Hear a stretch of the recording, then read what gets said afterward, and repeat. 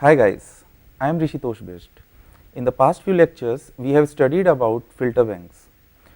In this video, we will learn about one such application of filter banks in the area of image processing. In particular, we will be performing discrete wavelet transform on images. Before even we proceed further, it is important to note down one subtle point. The filter banks that we have studied so far are one dimensional in nature, and the object that we want to analyze, that is images, are of two dimensional in nature. So, we would need to develop some technique so that we can apply our one dimensional filter banks to these two dimensional images. For this purpose, what we will do is we can apply one dimensional filter banks first along the rows of the images and then along the column of the images, or vice versa as well. For the sake of convenience, let us start with an image at scale say j+1.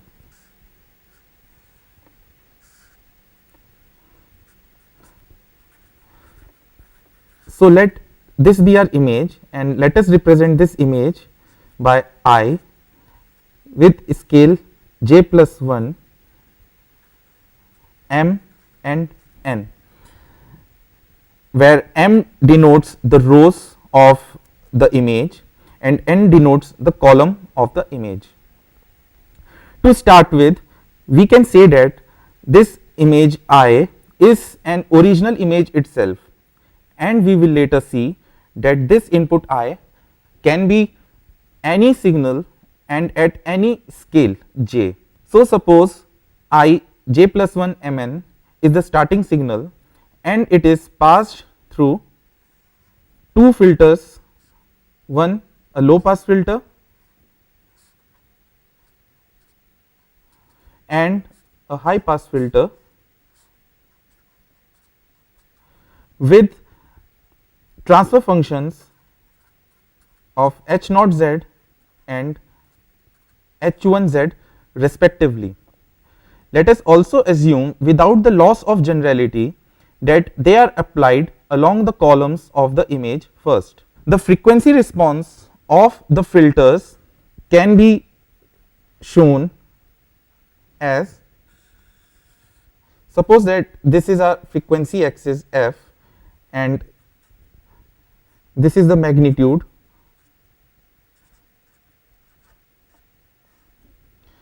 If this is the frequency response of a low pass filter, then the frequency response of the high pass filter should be like this, where this amplitude is 1. That is, what I mean to say is that this overall filters or this overall structure should be like that.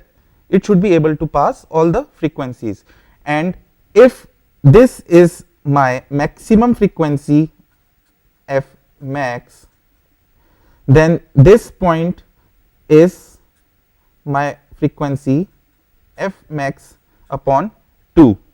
Therefore, we can say that the bandwidth of the signal is half.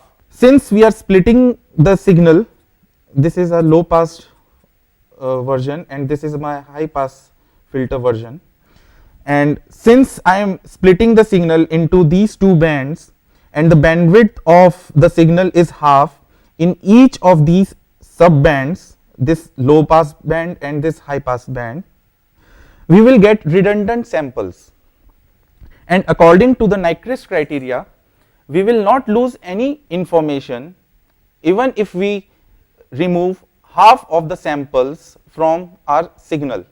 So, to achieve this, we apply a downsampler by 2 operation at both of these outputs of a low pass filter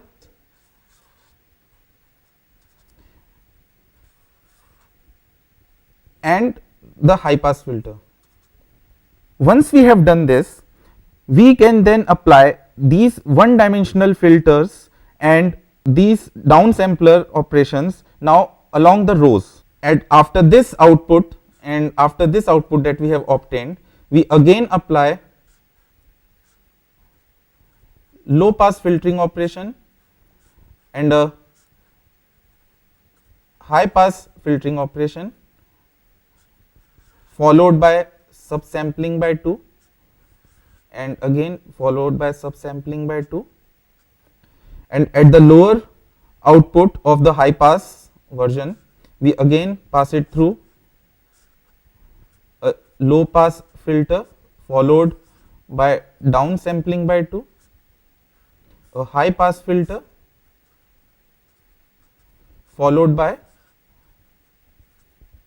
downsampling by 2. But the difference now lies is that these filters and these downsampling operations are now acting on the rows of the image I j plus 1. At the output of these filters, we obtain subbands as I, L L, J, M, N, I, L H, J, M, N, I, H, L, J, M, N, and I, H, H, J, M, N. We know that high pass filter extract the edges and low pass filter does the approximation. So, if we look at the output I, L, L, J, M, N, it has passed through two low pass filters. So, this output I, L, L will give an approximation to the input image that we have taken over here. If we consider this output I, L, H, we will see that it has passed through a high pass filter which acts on the rows of the input image. So, what this ILH output will do is that it will extract the horizontal features of this input image. Similarly, if we will look at the output IHL, the input image has passed through the high pass filter which acts along the columns of this image. So, IHL will extract the vertical features of the image. If we will see the output IHH, we will observe that it has passed through a high pass filtering operation along the columns of the image and a high pass filtering operations along the rows of the image. So, the output IHH will emphasize the edges along the diagonals of the image that we have taken over here as an input. Pictorially, this can be represented as, this is our output that we have got as ILL. This is the subband where our output ILH will occur, and this is our subband where the output IHL will occur. This is the subband where the output IHH will occur. This represents that in this part of the image, or in this subband of the image, we get an approximation version of the image, whereas this part of the image where we have output as ILH, we get or we extract horizontal edges. At this subband where we have an output IHL, we extract vertical edges.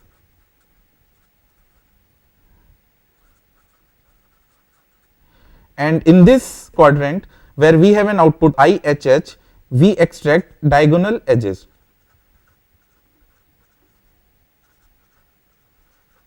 Such a type of representation is referred to as level 1 decomposition.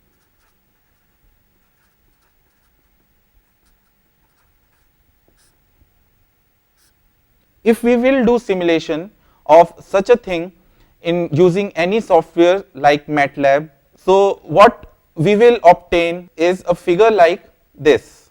So, this was our original image, which is Lena, and its size is 512 cross 512. And after performing the same operations as explained before, we have decomposed this original image into 4 subbands. This is my first subband, which we have called as LL subband. This is my another subband called LH subband. This subband is HL subband. This subband is HH subband.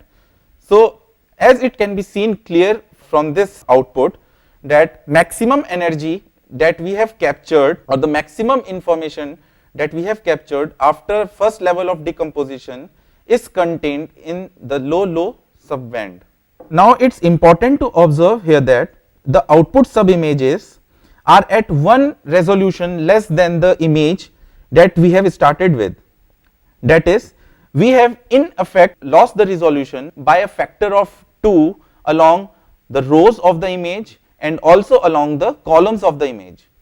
Since we have done subsampling by a factor of 2 both along the rows and along the columns, it means that in effect we have done subsampling by a factor of 4.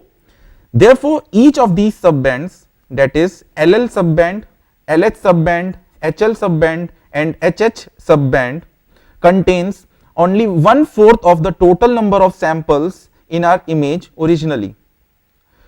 Now in principle, any one of these subbands or all of these subbands can be analyzed or partitioned further. But it can be seen from the simulation here that as maximum energy or maximum information content is there in the LL subband, so we would like to decompose this band further. So if we perform the same operation as we have done for level 1 decomposition over here and take the output that we have obtained as ILLJMN, and now consider this output as an input over here and perform the same operation that we have carried before, we will get level 2 decomposition.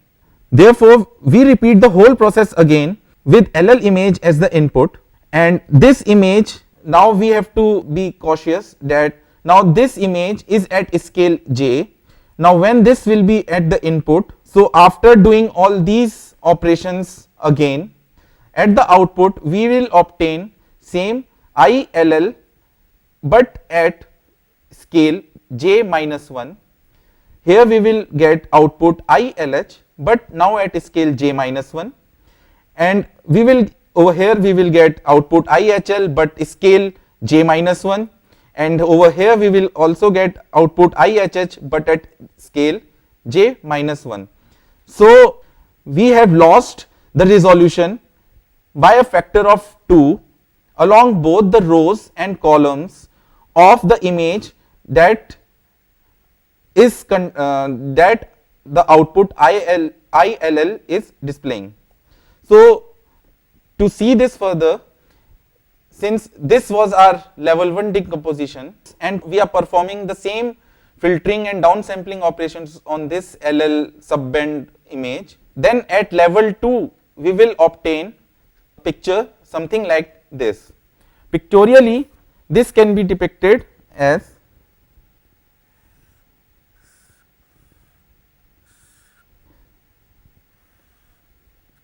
this. So this was our LH subband. Let us say this is LH1. This is our HL subband. Again, let us say this is 1, and this was our HH subband with subscript 1. Now we have taken this LL subband and decomposed it further into 4 parts. So this will be our LL subband, but we show this as LL2. Over here we will have LH2, here we have HL2, and this is our HH2. This kind of decomposition is called level 2 decomposition.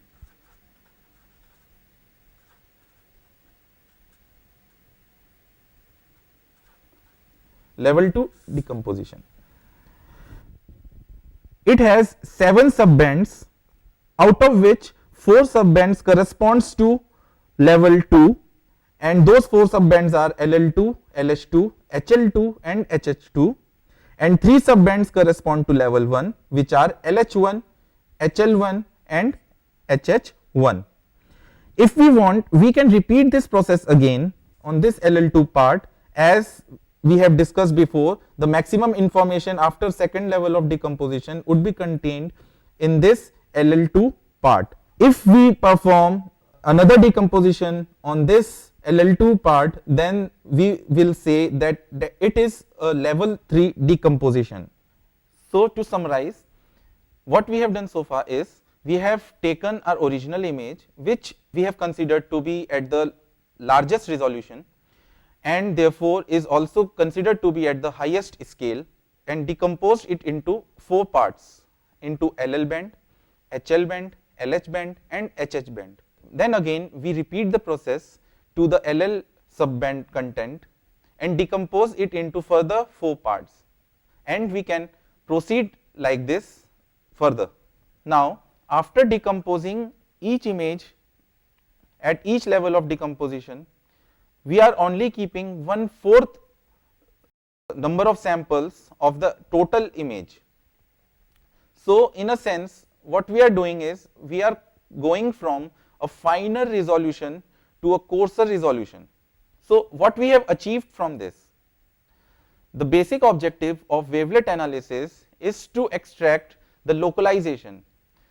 Here by localization we mean spatial and frequency localization. So by doing such a decomposition, either we do a level 1 decomposition or a level 2 decomposition or any other level of decomposition, what we have achieved is we have found out at what spatial locations we have high frequencies and at what spatial locations we have low frequencies. Thank you.